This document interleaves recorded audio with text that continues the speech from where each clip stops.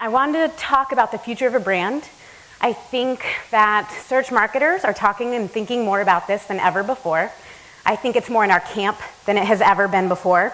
And I think a lot of us are kind of terrified by that, right? But also exhilarated by that because it's what you leave. It's something of a legacy, right? It's hopefully the beautiful execution of what we get up to do every day. So it can be something really great, and it can be something that inspires a lot of people. So it's pretty exciting that we see more and more of this in our day-to-day work. I have a lot to talk about. I have like 40 slides. I'm a fast talker. I'm like amped up on coffee and chocolate. So it's going to be a good time. And I also know that I'm between all of you and beer, so I'm keeping that in mind. And I'm like very cautious of that. So we'll jump right in. I think, let's see if we can, I'm so bad at these. So what makes a brand? I think we talk about this a lot. It's a very big word. It's a very loaded word right now. It actually has a history, right? So the concept in early days was really more of a trademark. It was a legal stamp you put on something. And it really kind of sat in the design camp or maybe in the PR camp. It was something defined, a logo, a trademark, something like that, maybe a byline. You copyrighted it, you trademarked it. Then we thought kind of turn in this middle camp, and this is kind of us, right? Brand equals the brand. It was the intangible sum of many things. We started to think about design theory. We started to think about customer experience, merchandise. How can a brand be cohesive but unique? How can it stand out and differentiate? But we still talked about it like it was over there. And we still talked about it as we're over here and we're going to think about the brand. You know what? This quarter we're going to work on the brand. We're going to do a rebrand for the brand. And it was very much separate from what we're doing. And I think we can all admit that we are sitting over on this side now. It's brand. It's everything. It's community. It's social. It's design. It's the UX and UI of your site. It's the content you put out. It's everything that we are when we're representing the company outside at these networking events, on our cards, when we're going to have a beer and talk about why we love what we do. Everything is going to come back to the brand because it's all documented. There's a lot of conversation that is now available forever. And I put up a picture of Jen, who is the Uber community manager in Seattle, and she lives and breathes it, right? So Uber has taken the community team in Seattle and they put them at the top of the Smith Tower, much like the Real World of the early MTV days, if everyone remembers that. And they literally document and live stream and talk all the time, and they exist as Uber. It's an extreme execution of what a brand is doing today to be special and different. And if you think about it, I don't think of Uber just as a car service or a disruption of transportation or any of that. I think of it as a really polished, unique, one-to-one experience I'm having. It makes my life easier. It's a beautiful design and typography, but it's sexy, it's new, it's innovative. It's all these words that I identify with. It's so much more than just a brand. And that's what brand is today, and that's what we should all be aiming for, whether we're a small business or the Red Bulls of the world. So things have changed. This is really interesting to me, okay? We're talking just from 1955. 429 of the original Fortune 500 companies are no longer in business today. That's so crazy, right? Like the Fortune 500, the bigwigs, the ones that were killing it, the ones that were leading the way, the ones everyone pointed to in 1955. The majority of them are out of business. Now, why, right? What didn't they do? How did they not evolve? What came and knocked them over? A lot of things. And a great deal of it, I think, are the channels that we are experts in the room in today. And I think that's really fortunate for us and really dangerous for a lot of other people. So I just wanted to throw that out. What makes a brand today? That's what we're going to talk about today. I'm going to run through 5 things that I think really the leading brands are executing on today and things I think show that digital marketers are the ones to most closely and directly lead the way on the brand conversation for our companies. Most of us think of this when we think of brands today. Who's the sexiest, boldest, lifestyle, wanna-be-them, flashy brands in the world? They have millions of dollars. I can't do that. I can't be Red Bull. I can't be Nike. I can't be all these sexy guys. I just don't have it, you know? I'm just trying to do what I do. I'm like Ruth said, we're overworked. We have more on our plates than probably the majority of people at our companies. We're putting in more hours than most people, and now we have to worry about brands. Like, you've got to be kidding, right? But I think if you think about the best brands in the world today, and I'm going to show this, a lot of it really comes back to the channels we're touching every day. We just need to reframe how we work with them.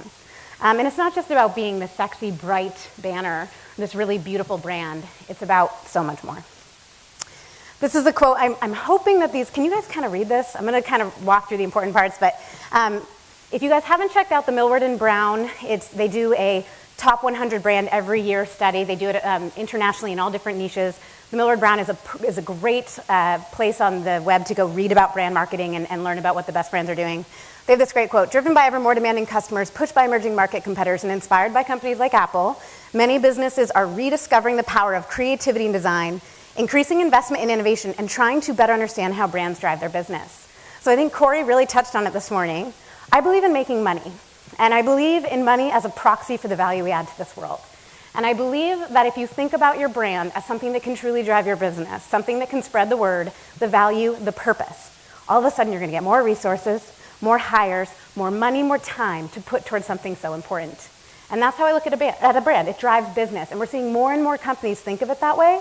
And that's why it's at the forefront of conversations, and that's why it's getting resources. The top brands of today, you recognize a lot of them. Again, it feels really out of reach, right? I want to show how some of this really is within our reach. So you think of Nike. What are they doing today that is so phenomenal? Well, they're doing merchandising. They're doing great UX and UI. It's easy to navigate, as we said, right? You can go there and find what you're looking for. They also are engaging in social in a way that is really inspiring, being incredibly communicative back and forth, one-to-one, like we heard earlier today. They're doing great content marketing, and they always have, in multiple mediums on multiple platforms where people that like their lifestyle brand live and exist. So I think this is really interesting. The original Just Do It campaign video was the Walt Stack video. Has anyone seen it? Promise me you'll look at it. It's hilarious. It's an old man. He's running. And they make a joke at the end about, they ask him, they're like, something about, running in the cold and all year round because he's like an endurance runner and he's an older man in his 70s. And he is like, I make sure I take out my dentures every morning so that I don't hear them go up and down, and I just get on with my run. And it's very much a story of perseverance. It's a story of living your life, carpe diem. And it was very popular. 25 years later, this past year, they did the Just Do It anniversary campaign. And they came through with an execution on the same story in a very beautiful way, 10 million plus views. And it was all about perseverance and just doing it and getting after it, but it was also about speed and strength and power. And it's how their brand has evolved. And that's the thing about Nike, is they've evolved. They've stayed brand coherent, but they did not get locked down in brand consistency. That's a boring execution. It's a safe place. It's a dangerous place to say as a brand. You need to be coherent, not consistent, right? And Nike nailed it. But who in this room does content marketing, does social, does merchandising, does design, does typography, UX, UI? We do. This whole room does this. We did this. Marketing did this, you know what I mean? Like, this wasn't some, great agency. The agency was full of us. And I think we need to think about that. Same with Google. And I realize this is kind of an odd community to be like, Google's such a great brand, right? A lot of FEOs, and the main FEOs in the room laugh. But, they have this great mission, right? Their mission is to organize the world's information and make it universally accessible and usable. They've got tenets and mission statements. They've done great videos that tear at the heartstrings of humans. And when those videos start to do great, like the Parisian Love video that we all loved, where they did the search and they fell in love and he proposed, or maybe I watched it 100 times, like whatever. When that did really well, they turned it into an entire user story section of the site of the search engine, right? Well, guess what? It's case studies. Who does case studies? Marketers. Who does user stories? Marketers. Who does personas? We do, right? We're all doing this already. And they just have a great way of showing off their products, right? They did the Lady Gaga, where a lot of people were doing dancing and singing to her music on YouTube. So they just wrangled up all those people, found a celebrity, which a lot of people do celebrity endorsements and marketing. They pulled them together and did a video, and it had a viral capacity. That was an intentional, well-organized, resourced effort done by marketers to help show off a product. So they're doing the things that are in our camp. So how do they do it, right? It's not magic. It feels like it when we feel it, and that's what great marketing is. It makes us feel like it's magic. I think this is at the heart of it. It's time to rethink the responsibility of a brand. So I think we have had this kind of model in our head as marketers that the brand is something that you decide on, and then it exists, and then we eventually touch on it, or we hope that it kind of grows with us, but there's all these other things we have to do over here to get the brand out. And I think that's a really dangerous mentality. We actually have a responsibility as marketers to push the envelope on brand. We are the ones that should walk into a room and say, our community is really upset about this. Do we stand for this? I need to know from the executive leadership, is this what we're doing? One, you might opt out. It might be time to peace out. I don't wake up every day to work for brands I don't love. I certainly do not sacrifice the hours with family and friends and FaceTiming with my nephews to work for brands I don't love. And we're the ones that can force that conversation because we're the closest to the consumer. And we're the closest to the vehicles that deliver those stories. So that's something I think about a lot. The number one thing of the 5, so it's up to us to present a value exchange beyond the product. And I think we've heard a lot about this today, and it's that like we've got products, but we also have a lot of things to offer as a branding company outside of products. So how many people of you have seen Simon Sinek's video around why? It's a great one, the golden circle theory. It's this concept that we do something, we make a product. How do we do it? We do it special because of these ways, but why do we do it, right? And I think it was Steve earlier that talked a lot about that. I think that this is an interesting evolution in our world where it's about the storytelling. And it's something you learn. It's something that you practice. It's a skill that we get better at. It's not something that we show up and just because we have the vehicles to deliver a story, we can all of a sudden tell a great story. We have to get good at that. We have to work with experts that have done that. Read the different books on the models and approaches to great question asking and great storytelling. And I think that is where I see journalism at the heart of so much of what we do. And the reason why a lot of search marketers, frankly, were trained in journalism, right? A lot of us have journalist degrees, I'm surprised, but not, because this is how we use it. Outside of a product, there are a lot of things that you can do as a brand that we don't share. So Patagonia is a great example of this. You go to their homepage, and they do a lot of tests, but they're an amazing brand, right? They're in a congested space, outdoors, right? Outdoor, eco-friendly gear, that's the congested space. And they've been up and to the right for decades, and they're still doing great. And they're reinventing themselves time and time again. So you go, they've got stories, they've got training, they have the Footprint Chronicles, which gets top nav real estate, where they're doing eco-friendly awareness campaigns. They're talking about, hey, watch how we source all the things we do. We're dedicated to reducing our footprint. They have a whole section for it. Same with the Common Threads partnership, where you can recycle your gear and bring it in. They do a ton of revenue through this program, proxy of success, but they do a lot of good. People that can't afford top gear but want to get into wilderness and outdoor activity, right? They also have the 1% for the planet, where they're just doing straight up good philanthropy, right? All of this, top nav placement, this is where their PR dollars go, this is where their content marketing goes, they're staffing these efforts with teams. PR and like content and social is all around this, not around their product, right? And that differentiates them, and it's real to them, and it's something special they deliver to the world. The second one is creating intelligent connections. So I'm forgetting her, Kathy? Who's the one from the liquor store? Becky, thank you. Becky, yep, right there, thank you. So I loved this because I try to think about how creating intelligent connections is actually something that a lot of great brands are doing well today. But you do need to have an infrastructure in place. I'll talk about that in a second. But I thought that she delivered it perfectly as it relates to small businesses that are having a big impact, which is when she talked about the fact that people would come in and she keeps the note card system of what certain people like, so she can create those intelligent connections, so she can help deliver really special experiences. That has to be at the forefront of everything we do, and that is such an excellent execution of a big idea. So Specialties is a site I go to a lot, right? I log in, I register, it's a sandwich place up in Seattle. I don't know, maybe you guys have Specialties here. I come in, they're like, good morning, Joanna. They have all my orders, all my past orders. I can like quickly reorder them. They've got like all my favorites, and they're like suggesting things quick ASAP. I literally order and get my lunch delivered within like 15 minutes. And everything is like, good morning, Joanna, welcome back. We're so excited. How about this? We've got this. And it just feels like, I don't even know, like we're hanging out for lunch. And it's convenient, simple, effective, personal. This is a very hard infrastructure to get in place, right? There's registration, there's plumbing around connecting me with a unique ID. There's taking that unique ID to suggest content and things to me on the website. For those of you that have the resources, I highly suggest you do that. It's a differentiating factor between a lot of the big brands. Even when we talk about Red Bull all the time, you go to Red Bull, they have a way for you to log in now, right? And you go and they've curated content specially based on what you've looked at and what you've shared. They suggest they ask you questions, and then they suggest content based on your answers.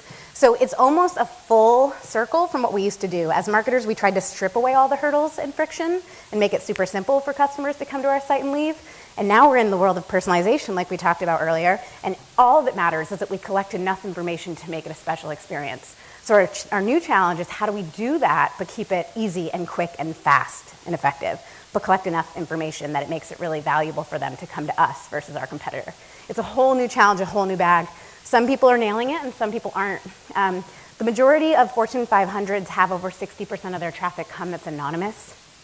It is really hard to build a loyal relationship with someone if you don't know their name, you know? I say that to companies that I talk to. We worked with Starbucks a lot last year, and I'm just like, how many of your customers do you know their first name?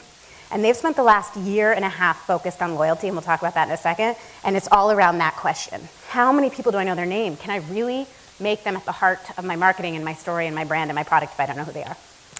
So the third one is being agile. This is something in startups and tech that has been abused, but is so important as it relates to a foundation.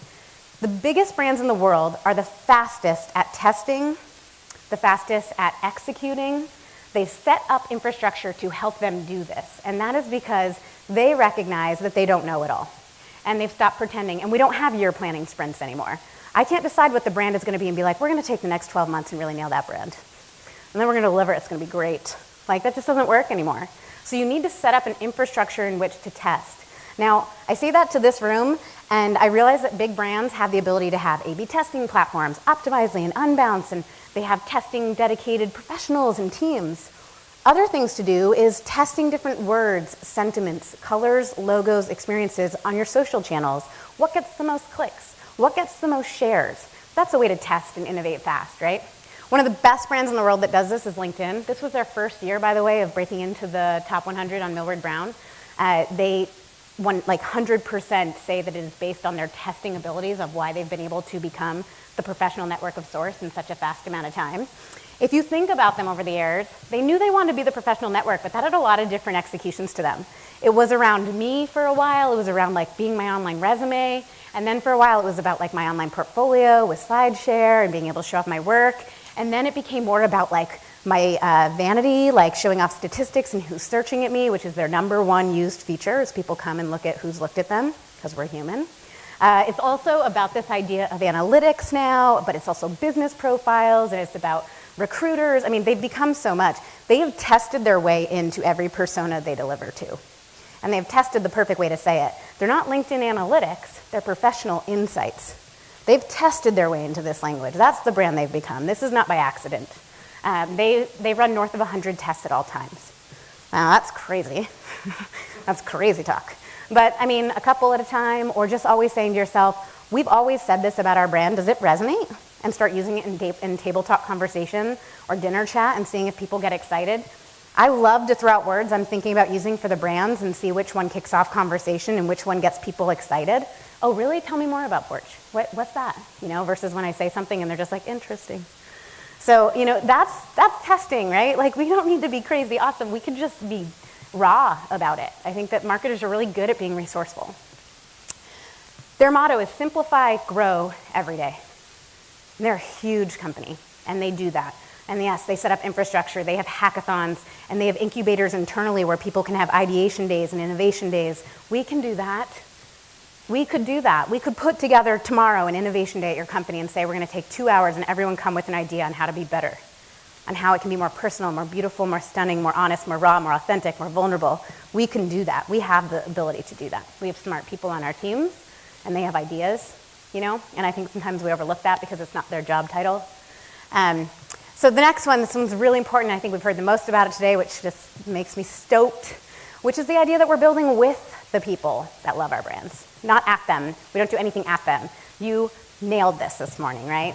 You talked about this idea that the brand and us, it's one-to-one. It's a conversation that's going all the time. I like to think as a marketer, it's so crazy. Like, I'm just a facilitator at this point. I almost get the hell out of the way. It's like, can I remove all the friction and crazy and just give you guys the best platform, the easiest way to tell the world what you're thinking, whether it's good or bad? And then I help tweak and I help move around, but I'm facilitating. You know, I help find people that are talking about us and I amplify it for them. I don't tell them what to say. I don't tell them where they can say it or when not to. I just get out of the way. But that's hard sometimes as marketers. So this is something that the best brands in the world are doing. Seth Godin, great quote. Permission marketing, we have a pretty strong sense of that concept now, which is shorthand for understanding the boundaries for brands in a world where customers are in control. We believe the next step along this curve will be the notion of digital permission, the granting of rights by customers within the digital world. So that is going to be a hurdle that most brands are not even facing yet, and that is in the world of mobile. We don't even get to talk to them unless they tell us we can. The majority of engagement and interaction is happening on mobile, and a great deal of that is happening in apps. And they have to tell us. They have to download us and then tell us we can either notify them with push or we can't. And then we have to do enough stuff to get them back in. And then, like, they are so in control, and they are the hurdle to our marketing. And we have to learn the best way to break through that noise, and we have to do a really special job of making it easy for them to amplify us on our behalf, right? Talk about a reversal. I love it personally. But it's intense, and it's different than what we're used to. It's a role we're not used to doing. Beta Brand does this better than anyone else. Does anyone know Beta Brand? You're all gonna love it. It's a company out of Colorado, 2.5-year-old startup, killing it in the apparel space. And everything is crowdfunding. Everything is community-based, and they do a million great things. So a lot of things are in crowdfunding, which means that people can vote and do different, share it so that it gets built. Nothing actually gets created unless the community says so. And it's really weird things like yoga pants you can wear to the office, or like blazers that can double as like zip gear for outdoor stuff. I mean, crazy stuff, but it's fun. So they have a whole think tank section, and this is middle of the top nav placement, right? Like, there isn't even an about section up there, right? Like, think tank is front and center. You can submit ideas, you can vote on ideas, you can crowdfund these ideas. They also have this whole voting methodology where people can share, comment, all of that, right? Reversible photo belt, 9 comments, 194 votes. People want to see that built, right? Talk about activating a community. Kyle talked about this earlier. He activated the community, and by the time the video was ready, people wanted to see it. This is all this is. It's smart marketing. Seed the need, right? They have this whole section around model citizen. This was one of their first steps. This is actually what took them into the tipping point of just handing over the reins to the community. No photo of their apparel is staged. No models. Everything is community submitted photos, and no photoshopping. So if it's totally inappropriate, they don't post it. But other than that, they'll post anything, like any photo, your family, anything you're doing, and it's just turned out of control. And yes, they give you discounts or whatever for submitting the photos, but they use it in their email marketing, their homepage. Every social network cover photo is an actual customer. And that's just awesome. And that is so hard to hand over the keys so aggressively, but it's what you have to do today. It's what keeps people loyal. So they have all of these user stories. It's really remarkable. I encourage you to go check it out. So I know I'm kind of running out of time, but understands loyalty and reciprocity. So this is a really important part. I've thought a lot about loyalty. Before Porch, I was at a company that worked with loyalty platforms, and we worked really closely with Starbucks and CBS and Microsoft, companies that are trying to think, how can we stay relevant and how can we keep really loyal communities as there's just so much noise out there. This is a great quote. The 2 key drivers of brand value are choice and loyalty. Both are significantly affected by the post-digital world. Purchase decisions are becoming more fluid, better informed, dynamic. There's always someone a step ahead of you and easy to access user experiences, blah, blah, the important part. Both of these trends provide significant opportunities for marketers, and brand experience hold the key to maximizing the opportunities. The better your brand, the more intentionally made, delivered, shared, executed, the more likely you will be the brand of choice. And if you are not at the forefront of their mind, you will not even enter the conversation. So much of the search is happening further in the funnel. So much of it is well-informed, and loyalty matters more than ever. There has to be an affinity. People love what they love. There's a movement that's happening in consumers today where we are told to do what we love, make what we love what we love. It's all about that concept of living our true one authentic life. Our expectations for brands have risen. The bar has been raised, and because of it, we have to deliver something really special consistently that keeps them captured, because once you lose them, it's really hard to get them back. Near impossible at this point, I think, realistically. So it's so important. Starbucks does this better than ever. How do they do it? Conversational language, beautiful design, telling me that it's my Starbucks rewards, asking me if I come here often, making it about my first name. I can tell you, because we worked with them throughout the whole 2 years, this was all intentional.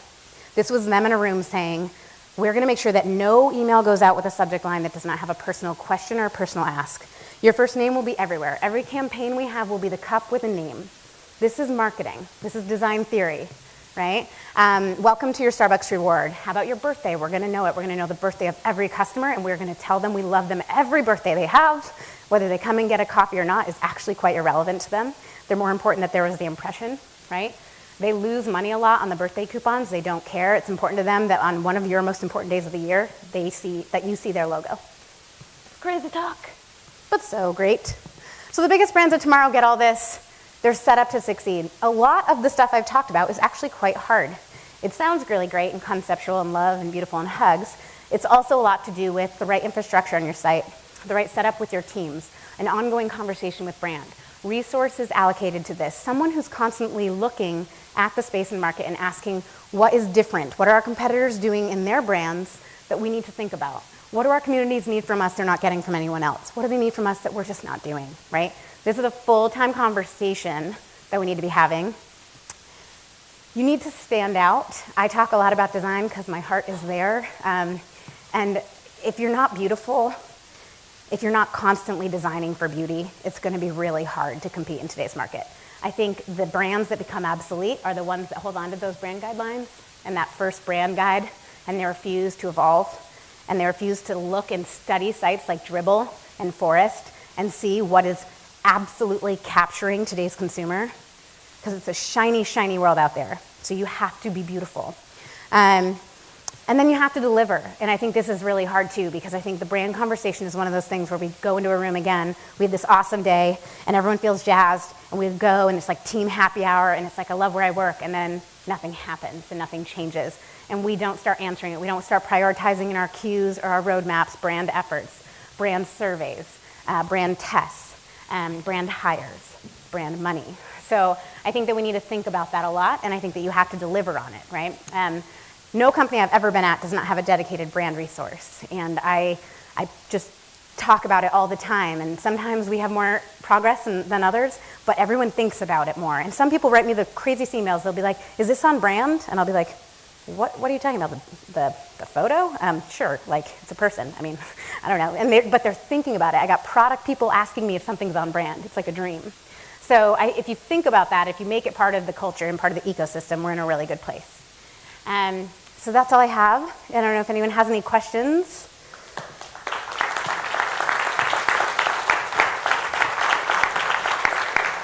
Thank you, Joanna. Once again, I'm going to bow out and let Ruth Burridi ask you questions. I'm nervous about questions from Ruth. I know, so you should be. I have one for you, I feel like my friendship is flashing in front of my eyes. I do have one, which is that you're brilliant. You're brilliant. I think this is brilliant. And I consider myself to be a marketer, and I consider this to be above my head almost. Mm-hmm. I'm reaching to grasp at fully comprehending this stuff. Yep. How do you get to where you are from where I am? So that is totally the case always. And honestly, if you think about it, so I've been through 2 rebrands in 3 years, which really means that 3 years ago I wasn't thinking about brand significantly. My team led the brand rebrand from SEO Moz to Moz, and at Big Door I led another rebrand, and then I've worked with other tier 1s through that job. But I would say this, who else at your company actually knows brand, right? Who owns brand? And if you think about that, and I don't say that to like put them down, I say that the fact that we always assume that we don't know and that someone else knows more than we do, that's just like human nature, and particularly in search marketing, because I think we wake up and there's a whole new channel spinning up all over the place. But for us, like I think as marketers, if you lean on the fact that we're data-driven, we're creative, we care about the customer experience, we're already the brand leads, and we know so much more in all of that than we think we do. But I do think it's worth reading some books, like Brand Identity is a book that's out there that is amazing. The 60-Minute Brand Strategist is brilliant and a quick read. Design Theory is an amazing book on brand. Millward and Brown is an excellent website to go read about brand. And what you start to realize is the questions that people do about brand are stuff we talk about all darn day. Like, it really is. So we're so much further. I mean, I would say that you know 10 times more than you think you do. Thank you. And then you get super excited, and then you just can't stop thinking about it. Or so it happened to me. Well, I'm going to take your advice, and I'm going to get out of the way. Out of the way.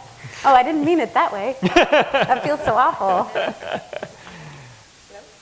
Hello? It's a test. Hello? Oh, there it is. Hello. I never saw David again. Hi. Hi. I'm so excited you're here. This is crazy. Okay, I took off my blazer because it's really hot in here. It is. I was sweating a little bit. Yeah, okay.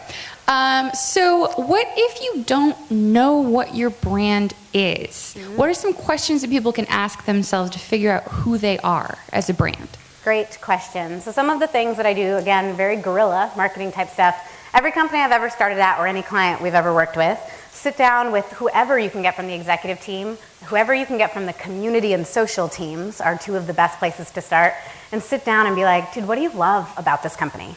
With the CEO, I really do push the envelope. I go watch the Simon Sinek video and I push the envelope on the why, but why?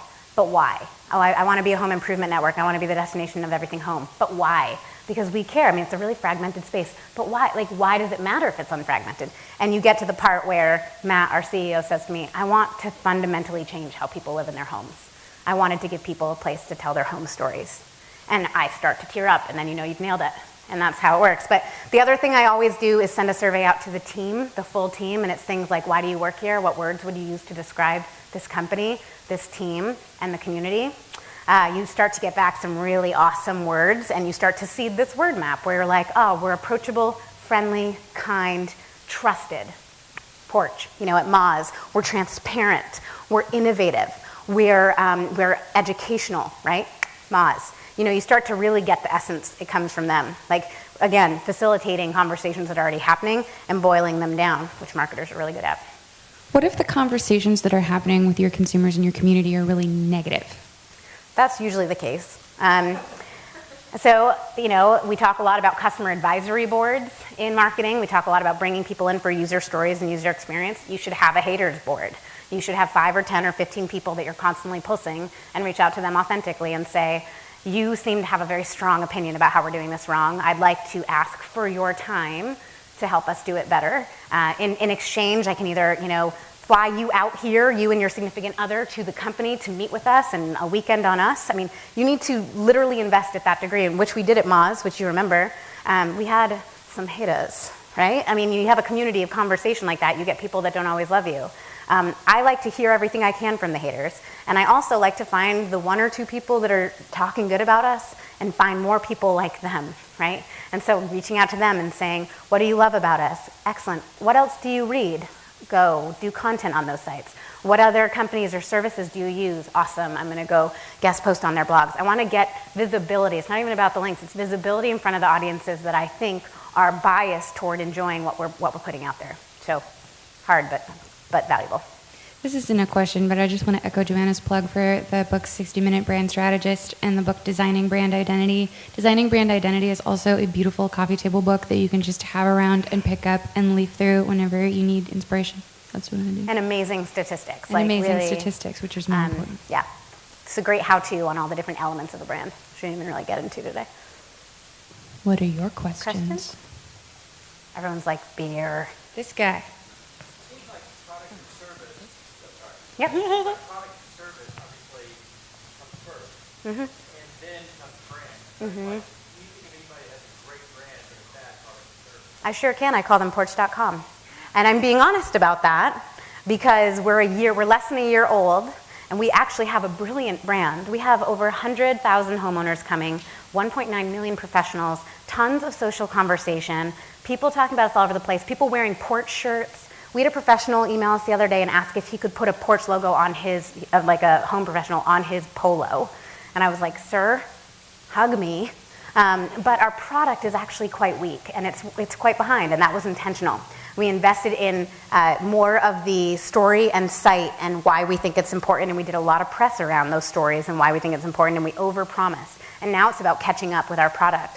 Our support team, we just hired a support lead.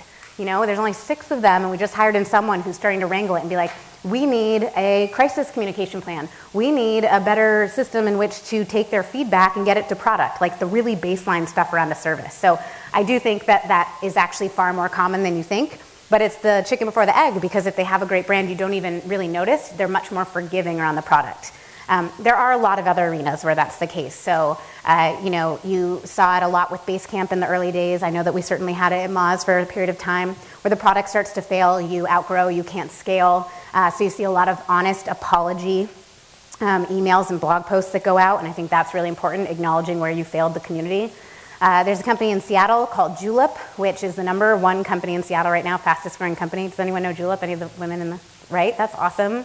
Dear friend, Jane Park, you probably got the email from her last week where she just did an open heart apology because they're shipping They had about a month and a half ago, they launched, or 2 months now, the Plie wand. It's a product, a beauty product, and it was a tipping point for their company, and it blew up. Oprah mentioned it, Cosmopolitan, Lucky Magazine. They weren't ready for it.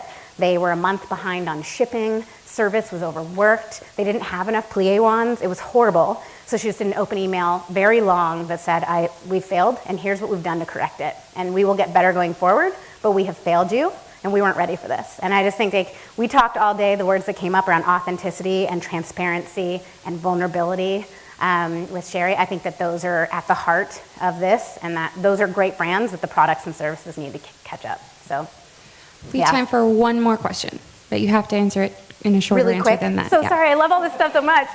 Yes. So we work for University of Oklahoma and our Boomer Center. Wait, I've seen some stuff around town about this. Great. Okay. Well, so one thing that we're responsible for the web presence of the university, our team at large, and we run into a great problem. And that great problem is that the university is known for the fact that we are the best football team in the world. That is a great problem. However, that's not the only identity that we want to have. Totally. How do you? Oh, is there like a school there too? Yes. What do you do at the school? We learn football.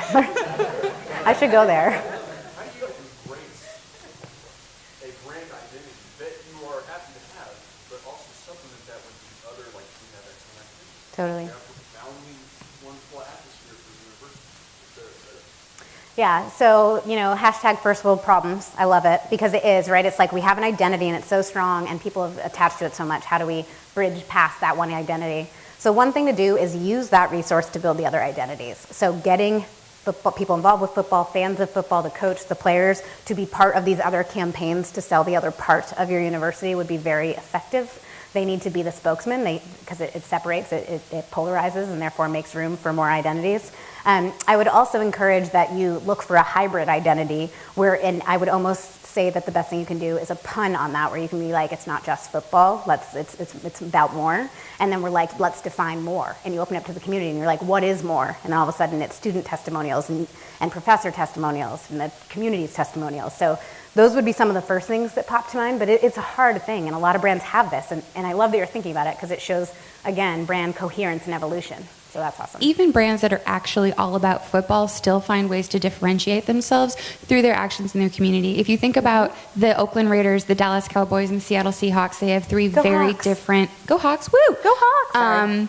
It's going to be a great season. They have three very different identities and presences in the community, and part of how they do that, a lot of it is the fans. I would say the Oakland Raiders brand is heavily tied to their fans, but a lot of different organizations, even if they are just about one thing, differentiate themselves by asking, okay, even if that's what we do, what else do we do? Is it community outreach? Is it getting into the schools? Are we doing volunteer opportunities? Are we having parades? What is that? So I think that you can take that and still talk about who else you are in a way that is loyal to what you do. That's a great answer. Okay, that's it for Joanna. Thank you, guys. Thanks for coming. You can't leave yet. You have to listen to David.